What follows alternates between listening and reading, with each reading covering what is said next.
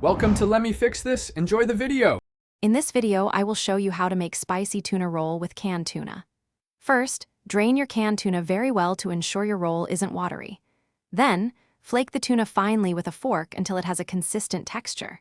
Next, mix the flaked tuna with about 2 tablespoons of mayonnaise and 1 to 2 tablespoons of sriracha, depending on your preferred spice level.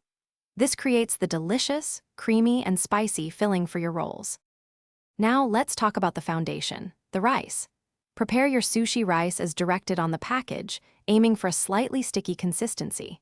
While the rice is still warm, gently fold in a mixture of 2 tablespoons of rice vinegar, 1 tablespoon of sugar, and 1/2 teaspoon of salt.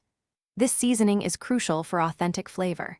Next, place a sheet of nori shiny side down on your bamboo rolling mat, ready for the rice. With your nori on the mat, it's time to add the rice. Moisten your hands slightly to prevent sticking, then spread about 1 cup of seasoned sushi rice evenly over the nori, leaving a 1-inch border at the top edge. This border helps seal the roll. Now, carefully spoon a generous line of your spicy tuna mixture horizontally across the center of the rice. Don't overfill, or it will be difficult to roll. The rolling technique is key for a perfect sushi roll.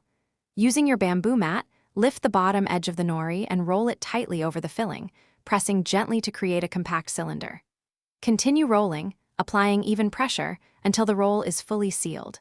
Once rolled, moisten a very sharp knife and slice the roll into 6 to 8 equal pieces. Clean the knife between cuts for clean, professional-looking slices.